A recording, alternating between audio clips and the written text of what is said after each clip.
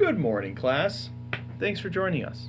Today's video is all about something that I've come to discover after nearly completing 4 years of school to become a teacher, and it is that I don't want to be a teacher. I know, weird. You see, today's video has everything to do with me needing to be a teacher. And what I mean by that is that after all my time spent in teacher education, I have found that just simply wanting to be a teacher isn't enough. And it's kind of a gut feeling you get about yourself and about, maybe your classmates. Because in your education classes, I'm sure you've just been able to feel it. You can tell when you're talking to people, you know who's going to be a good teacher. You can tell who's going to be a great teacher. And then you can tell everyone who's going to be anything else. Maybe how they contribute or don't contribute to conversation by their attitudes, by the things that appear to matter to them. You can just feel it in your gut. There's no test for it. You can just feel it, So we're gonna back up a little bit in talking about these teachers, and I got a couple questions, question time. But before I get to the questions, I'm gonna preface it with this idea that I'm aware that not every student is going to be reachable on a personal, ground-shaking level for every teacher every single day. Because not every teacher is going to have that thing that student needs, and not every student is going to bring with them the willingness to connect and engage in every class every single day. So with that being said, question time. Think back to high school.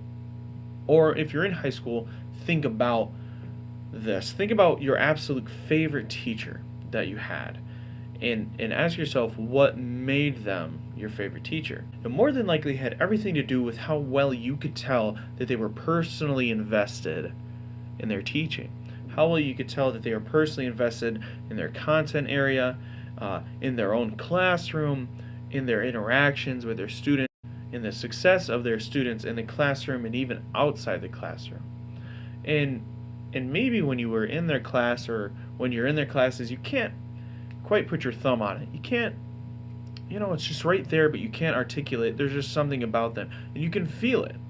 You can feel it. And I think that what you're feeling is their need to be in that classroom.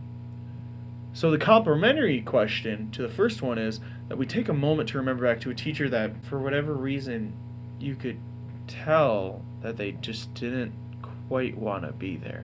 I think we all at least had one of these teachers. It kind of depends on the size of your school and how many teachers you actually interacted with.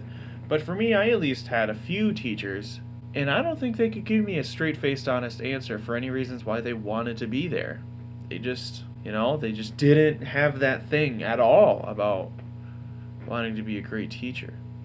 So now reflecting on myself, when I think about the kind of teacher I want to be when it comes to looking at these two opposites, I would like to be that teacher that no matter who my students are, they can tell that I'm in love with my content area and my craft, with my school, and I'm in love with the pursuit of truth through my content area and in my classroom, but also truth in what we call this human experience. They could tell that I have this genuine and authentic personal investment in the success of my students in my choir room, but in my school and in their lives, that I care about that, and that I feel personally responsible to contribute to that.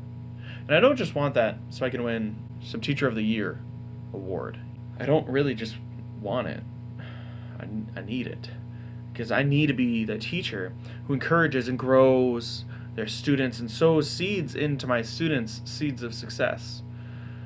Be a teacher who teaches and stirs the very spirit of curiosity in my students to help them seek out greater truths in their studies and in their lives and in their interactions with their peers.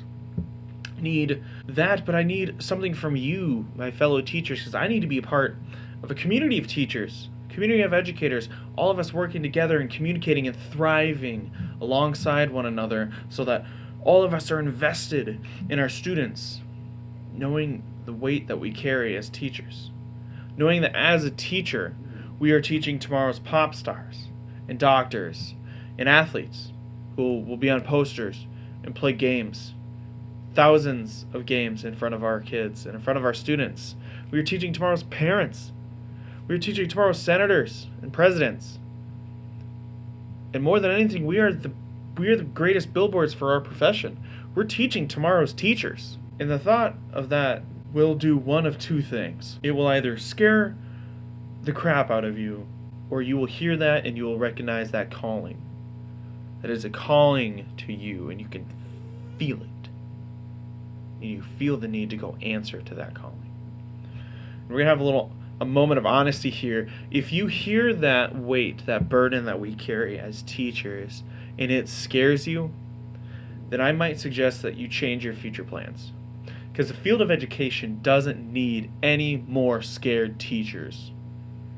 We don't need any more teachers that are so unsure of themselves that they then, as a consequence, underserve or act as a detriment to our students, because when they do, they underserve and they deter tomorrow's generations and tomorrow's world. And if you're one of those people that was scared by that, know that you still belong. We still need you. We just don't need you to be a teacher. But again, if you heard that and you heard it as a calling, as an assignment to go complete, to be a teacher, if that calling to be a member of this community that will play a role in raising up tomorrow's leaders and tomorrow's players for the world stage, if it speaks to you, then keep going. Reach out and make connections. Make the most of absolutely every single opportunity. Read more books. Visit more schools and network with more people. Spend more time every single day thinking and meditating and writing about and talking about what it is that's pushing you to need to be a teacher. You need to feed that fire every single day. Because even though we are teachers, we are the unsung heroes behind every success story ever told, we are still human, and our fires, our spirits can still be quenched out. So it's up to us to not allow that to happen if you feel that inside. So today's question, quite simply, is why do you need to be a teacher? So take some time and ponder that. Thanks for watching again. Make sure to like, subscribe, comment, respond. Follow me on Twitter. I've got that in the description. Can't wait to hear what y'all have to say. Can't wait to hear about the reasons that you need to be teachers. Come see me again next week. We'll have another video up for you. Class dismissed.